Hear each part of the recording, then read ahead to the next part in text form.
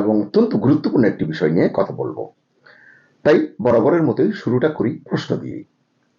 প্রশ্নটা হলো, যে আওয়ামী লীগকে নির্বাচন থেকে বাইরে রাখার কথা বলা হচ্ছিল, সেই আওয়ামী লীগই কি এবার সরি বললেই নির্বাচনে অংশ নিতে পারছে বা ভোটে ঢুকে যেতে পারছে?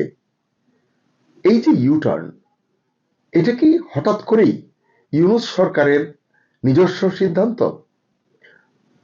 প্রফেসর ইউনূসের নিজের সিদ্ধান্ত, নাকি ওয়াশিংটন থেকে আসা এক নীরব কিন্তু শক্ত বার্তার ফল? আজ আমরা সেই বিষয়টি খোলাসা করে আলোচনা করতে চেষ্টা করব। মোহাম্মদ ইউনূসের এই এক লাইনের বক্তব্য এখন বাংলাদেশের রাজনীতিতে তোলপাড় তুলেছে। তিনি বলেছেন, আওয়ামী লীগ যদি তাদের দুঃশাসন ও দমনমূলক শাসনের জন্য ক্ষমা চায়, তাহলে রাজনৈতিক সমঝোতার সুযোগ তৈরি হতে পারে। কিন্তু প্রশ্ন হলো, এই বক্তব্য কি সত্যি কোনো নৈতিক আহ্বান, নাকি কূটনৈতিক চাপে নেওয়া রাজনৈতিক ইউটার্ন? যে কারণে আমি এভাবে কথাটা শুরু করেছি, কারণ এই কথাগুলোর যে টাইমিং, এটা অত্যন্ত গুরুত্বপূর্ণ। মাত্র 2 দিন আগে জাতীয় নিরাপত্তা উপদেষ্টা খলিলুর রহমান 5 দিন তিনি বাইরে ছিলেন, যুক্তরাষ্ট্র এবং সংযুক্ত আরব আমিরাত মিলিয়ে এই 2 দেশ সফর শেষে তিনি দেশে ফিরেছেন 2 দিন আগে। ওয়াশিংটনে তিনি বৈঠক করেছেন স্টেট ডিপার্টমেন্টের শীর্ষ 2 কর্মকর্তার সঙ্গে। এর একজন হলেন দক্ষিণ ও মধ্য এশিয়া বিষয়ক সহকারী পররাষ্ট্রমন্ত্রী পল কাপুর এবং রাজনৈতিক বিষয়ক আন্ডার সেক্রেটারি এলিসন হুকার। এদের সঙ্গে তিনি কথা বলেছেন। এটি নিয়ে কালো আমরা একটি কন্টেন্ট করেছিলাম, সেটি অন্য বিষয়। ঢাকার কূটনৈতিক এবং রাজনৈতিক বিশ্লেষকদের মতে আলোচনার মূল বিষয় ছিল আসন্ন নির্বাচন, মানে হুকারের সঙ্গে এবং পল কাপুরের সঙ্গে খলিলুর রহমানের আলোচনার মূল বিষয় ছিল 12 ফেব্রুয়ারির নির্বাচন। কি ছিল এই নির্বাচন, কতটা গ্রহণযোগ্য হবে এবং আদৌ তা অন্তর্ভুক্তিমূলক হচ্ছে কিনা, ইনক্লুসিভ হচ্ছে কিনা। এখানেই আসে যুক্তরাষ্ট্রের ভূমিকার কথাটি। ওয়াশিংটন প্রকাশ্যে কখনো বলেনি কিন্তু যে আওয়ামী লীগকে নির্বাচনে রাখতেই হবে, আনতেই হবে, এটা কিন্তু বলেনি। কিন্তু ইতিহাস বলছে যুক্তরাষ্ট্র সাধারণত মুখে নয়, নীরব কূটনীতির মাধ্যমেই চাপ তৈরি করে।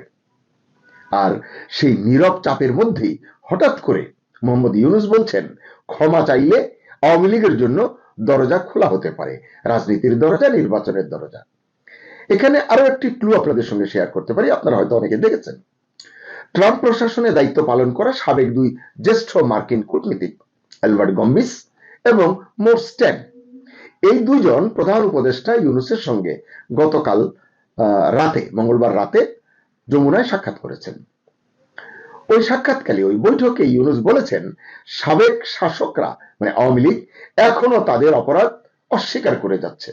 এই কথাটি তিনি এর আগেও বলেছেন, কিন্তু গতকাল আবার বলেছেন। এবং এরপরে যেটি বলেছেন সেটি অত্যন্ত গুরুত্বপূর্ণ। কি? ফলে এই যে অপরাধ অস্বীকার করার কারণে ট্রুথ অ্যান্ড রিকনসিলিয়েশন কমিশন গঠনের প্রক্রিয়া শুরু করতে পারেননি, বা এটি শুরু করবার পরিবেশ তৈরি হয়নি। এটি নিয়ে একবার কথা হয়েছিল, কিন্তু তখন আইন উপদেষ্টা বলেছিলেন যে আমরা এটি গঠনের বিষয়ে ভাবছি, পরে আর এটি নিয়ে আলোচনা অগ্রসর হয়নি। তাহলে এর মানে কি?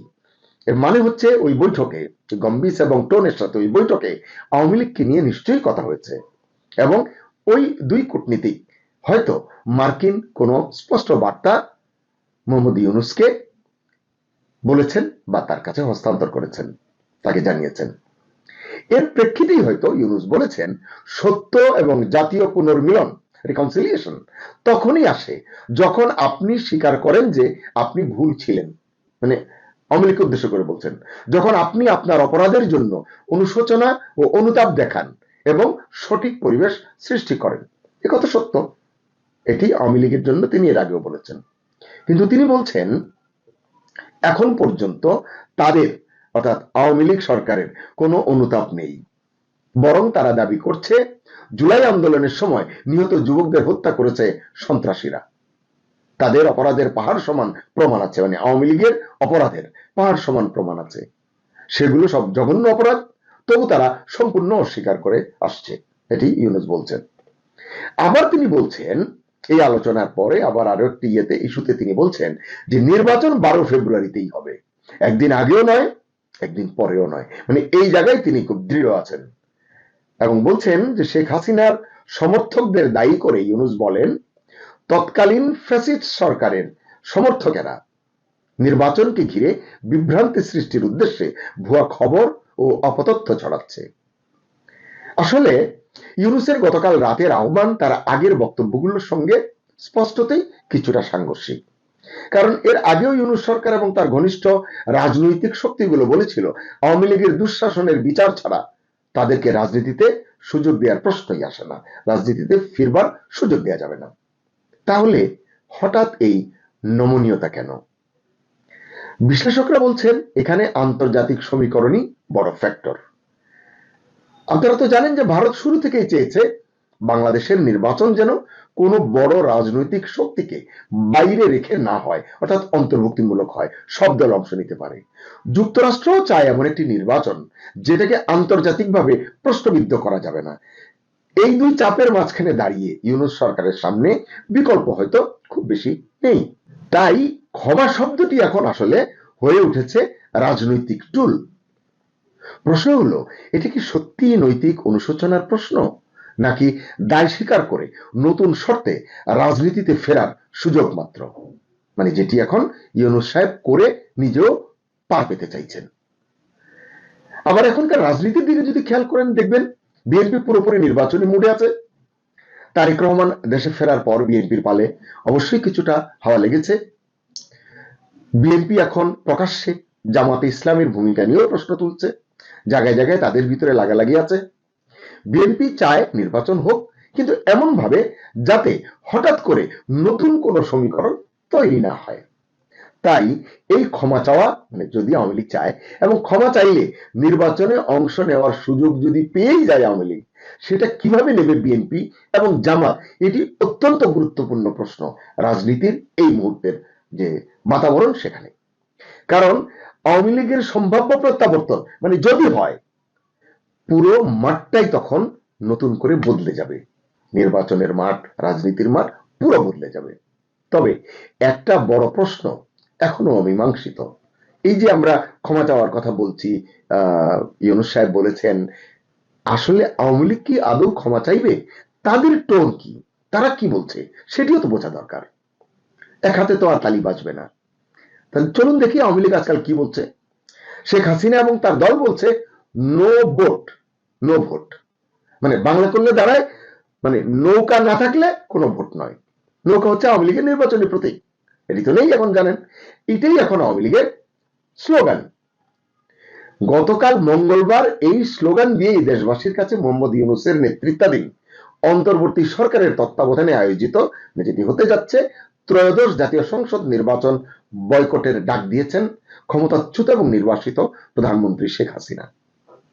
আওয়ামী লীগের তরফে প্রকাশিত 1.5 পাতার আবেদনপত্রে জাতির 1.5 পাতার একটি পত্র, সেখানে জাতির উদ্দেশ্যে শেখ হাসিনা আর্জি জানিয়েছেন, ফ্যাসিস্ট ইউনূস জঙ্গি পাহারায় ভোট করাতে চায়, সেই ভোট দিতে যাবেন না। যে ব্যালটে নৌকা প্রতীক থাকবে না, যে নির্বাচনে আওয়ামী লীগ অংশগ্রহণ করতে পারবে না, সেখানে আমাদের সমর্থক, মানে আওয়ামী লীগের সমর্থক কোন ভোটারেরা কেউ ভোট কেন্দ্রে যাবেন না। এটি তার তরফ থেকে আহ্বান। মাস 3 আগে রয়টার্সকে দেওয়া এক সাক্ষাৎকারেও ভোট বয়কটের ইঙ্গিত দিয়েছিলেন শেখ হাসিনা। তাহলে বোঝা গেল যে এই হচ্ছে আওয়ামী লীগের অবস্থান নির্বাচনে অংশ নেওয়া না নেওয়া নিয়ে। আবার যদি মনে করা হয় যে আওয়ামী লীগ সত্যি ক্ষমা চায়, কারণ রাজনীতিতে তো শেষ কথা বলে কিছু নেই, তো যদি ক্ষমা চায়, সেটা কি আওয়ামী লীগের জন্য রাজনৈতিক আত্মসমর্পণ হবে, নাকি বহুদিন পর নির্বাচনী রাজনীতিতে ফেরার কৌশলী চাল হবে? প্রধান উপদেষ্টা ইউনূসের একটি বাক্য আজ বাংলাদেশের রাজনীতিকে দাঁড় করিয়ে দিয়েছে এক বড় ক্রসরোডে। এই রাস্তা কোথায় গিয়ে শেষ হবে, ঘোষিত তফসিল অনুযায়ী, মানে 12 ফেব্রুয়ারি অনুযায়ী এই নির্বাচন ফেব্রুয়ারিতেই হবে, নাকি নতুন তফসিল ঘোষণার উপলক্ষ তৈরি হবে, নতুন তফসিল ঘোষণা করা হবে? কারণ আওয়ামী লীগ যুক্ত হলে তো তফসিল বদলাতেই পারে, এমন রেকর্ড অতীতে কিন্তু আছে। নাকি নতুন সমঝোতায় পথ চলা শুরু হবে? এই প্রশ্নগুলো কিন্তু উঠছে, এবং এই প্রশ্নের উত্তরগুলি এখন আমাদের অপেক্ষা করে দেখার বিষয়।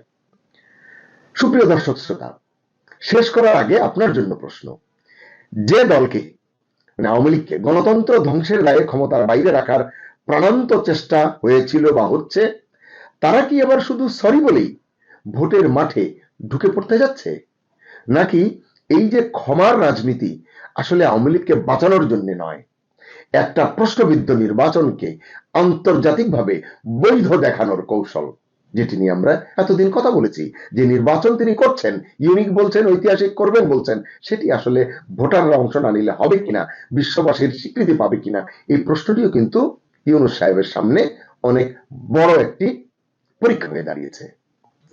তাই ইউনূস কি সত্যি ন্যায় বিচার চাচ্ছেন, নাকি আন্তর্জাতিক চাপ সামলাতে গিয়ে রাজনীতির দিকটাই আসলে বদলে ফেলছেন? রায় আপনার, কমেন্টে লিখুন সেই রায়ের কথা। ক্ষমা না বিচার, নির্বাচন না সমঝোতা। দর্শক, থাকুন লিডস নিউজের সঙ্গে।